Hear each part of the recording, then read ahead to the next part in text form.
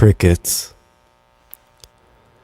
There's something slightly eerie about sitting like a sick monarch, ignored by his physician, picking out a fruit and fiber muffin inside a McDonald's at 5:15 a.m., nursing a small black coffee without any sugar, with only $40 left to your name, when you spent the last 3 weeks sending out resumes for the most degrading, muse-crushing jobs, and only received a dead silence. And you've sent your best poems out. You've sent your best poems out to various poetry magazines over the last 6 months, and only heard crickets. There is something truly depressing, I swear, about sitting in a McDonald's at 5:15 a.m., biting your nails because you're horrified, terrified you might be developing sleep apnea and losing your hair, praying for a passageway, a wormhole to another dimension to open up for you to enter. And you're waiting for the daily subway service to begin, so that you can crash upon the couch of some shrill, benevolent harpy. I'm telling you, dear reader, sweet companion, there is something slightly scary about sitting like an ailing monarch, deserted by his physician, picking at a fruit and fiber muffin inside an empty McDonald's at 5:15 a.m. when the crescent moon is still in the sky and you're nursing a small black coffee without any sugar.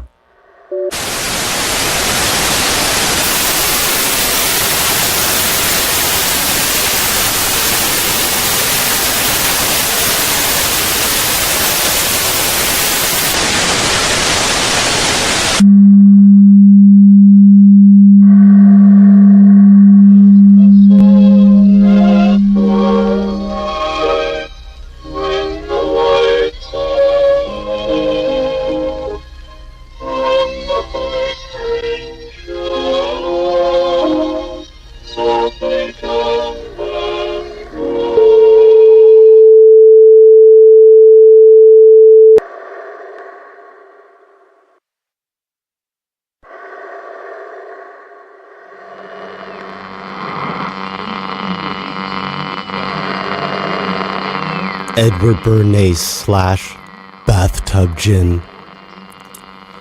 The stink of old blood and barbecued raspberries and burnt steak are rescuely aswarm with elderly delinquent gangs of gentle skinhead punks babysitting children that have never even been born, who frequent my favorite bar and chase our hydrocodone dragon around and around and around and around and around and around in circles with their stuffed up noses, squinting troubled looks, really troubled.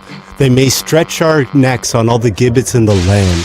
They may turn every rock into a scaffold, every tree into a gallows, every home into a grave. And yet the words on that parchment can never die.